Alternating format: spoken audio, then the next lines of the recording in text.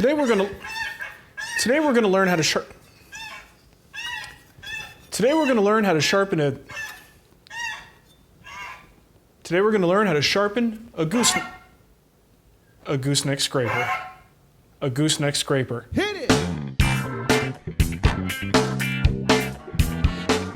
Scrapers are a fantastic tool. They save you a ton of time in terms of sanding and finish prep, and really you don't have to use a lot of the lower grit sandpapers if you just have a good set of sharp scrapers. Some people even use them and go right to a finish, which is kind of cool.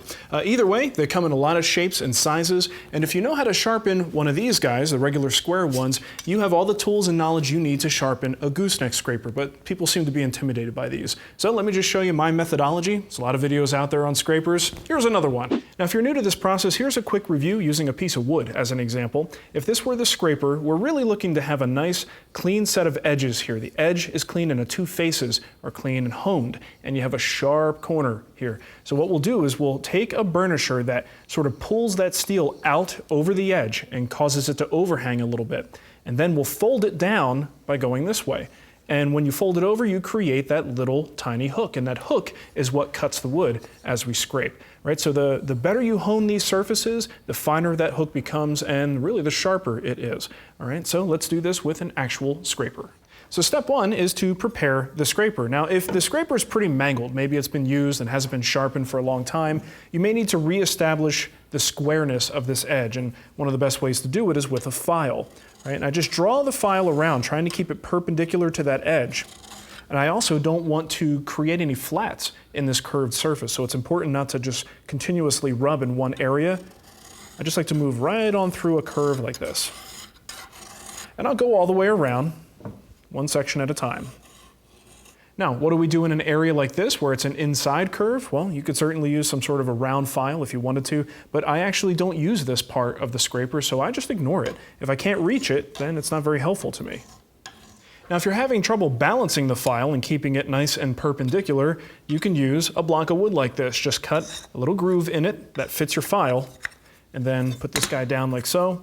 And one of two ways, either take this to the scraper in the vise and run it around that way, or you could just take the scraper to the file like so. Keeping pressure along this side, we know it's going to stay nice and square. And when you get to an edge, run it off the edge like so, and you can get a little bit closer to that inside surface. Now, after the filing, the next step is to use sharpening stones, because we're really trying to hone this edge similar to what you would do with a blade of some sort, right? So I've got a little diamond plate here. It's got a coarse side and a fine side, and this one comes in a Tommy Mac kit that they're making now from Pony Tools. And it's nice and handy because it's a really small size, very easy to maneuver around like so, and then when you're done with the coarse, you can move over to the fine side and quickly refine that edge. They also have these easy lap deals. Okay, these things are pretty cool and they're nice and small. You can get into small spaces. But once again, if you're having trouble balancing this on here, you could use a method with a traditional stone. Once again, using some kind of a wooden block, I'm going to support the scraper, keep it nice and square to the surface, and just rotate it around like so.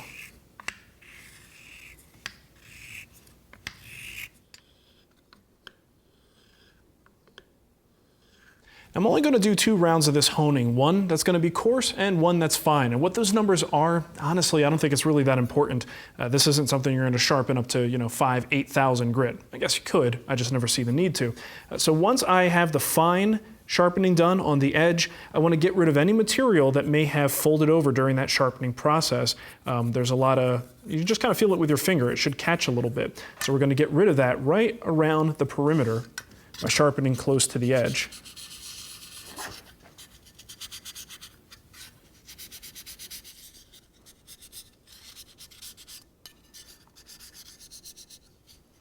Dry this off, and now we're going to be ready to burnish. The burnishing is done with a burnishing rod, and the reason you have a specialized tool like this is because you need this to be significantly harder than the metal that's in the scraper, so we can bend the metal to our will here. Right, so I usually just buy something that's called a burnishing tool like this. There are other options out there. People sometimes use other tool handles that seem to do the job for them, but this is just what works for me. So I'm going to add a little bit of lubrication here, just some honing oil. Usually I just put a little bit on a paper towel and then put that on the burnishing rod and around the scraper. That's just going to reduce friction, make it a little bit easier to work this out. So first, I place the burnisher right on top like this, and then I'm going to draw it to a slight angle down this way, right? So just a degree or two, but it is almost flat on the surface. And I'm just going to rub it a few times on the edge. This is the part of the process that draws that metal out over the edge we just honed.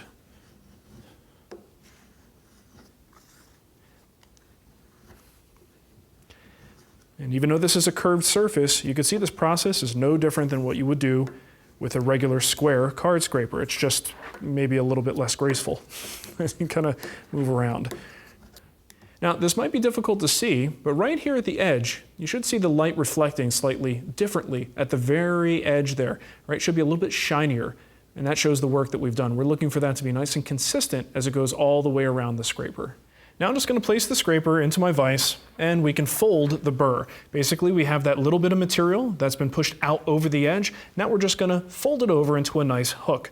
There's a lot of schools of thought in how to do this, but I find it simplest to just go perpendicular and then add a couple of degrees. All right? And I'm just going to draw the burnisher over the edge when I do this.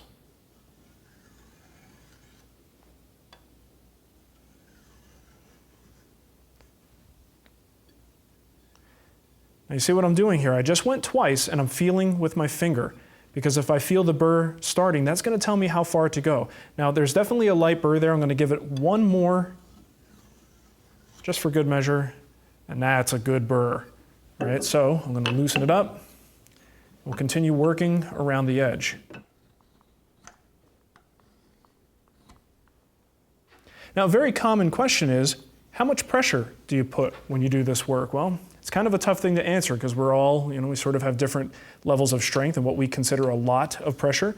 I actually do consider it quite a bit of pressure, but most of the time it's because I want to make sure I don't slip. So I'm holding the burnishing tool to avoid slipping and cutting myself on the scraper. The actual amount of pressure I'm putting here it's really not a lot, right? And you want to feel for that burr. If you don't feel the burr yet, go again. Feel again. If it's not there, keep going. That may tell you if you have to go more than 2 or 3 times to fold that burr over, you might not be putting enough pressure. Now, some people will do a third series of steps where you put the burnishing tool at about a 45-degree angle and go again. I usually don't find that to be necessary, and I can feel with my fingers there's a really nice burr on there. So let's put it to work. Now, here's a piece of white oak that should scrape quite nicely.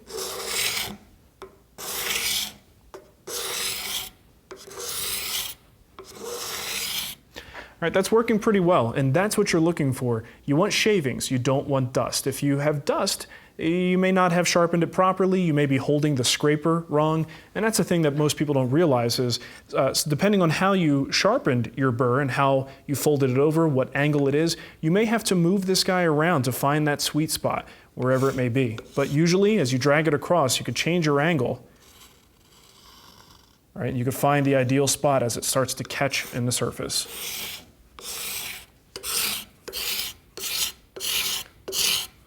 That's a beautifully sharpened scraper. That's working really well. Now, the same methodology will apply to not just gooseneck scrapers, but curved scrapers of any shape or size. It doesn't really matter once you know how to do this and you realize it's just like sharpening a square scraper. You find out it's a whole lot easier than you think. The other thing is you don't necessarily have to repeat this entire process every single time. Card scrapers don't stay sharp for very long, so it would suck to have to do this entire thing over and over. So what I like to do is grab the burnisher when I notice it's starting to go on me, and I will redo the burnishing process. I won't redo the honing until maybe I've done the burnishing 2 or 3 times. And there will be a point where that burnishing just doesn't work anymore and you've got to do the re-honing, which is okay, but at least I've got this to sort of extend the life of the scraper a little bit before I have to do a full-scale honing over again. So card scrapers, great stuff, but those gooseneck scrapers just aren't really all that different than the square ones. So keep your scrapers sharp, save yourself some money so you don't have to buy all that sandpaper. Thanks for watching.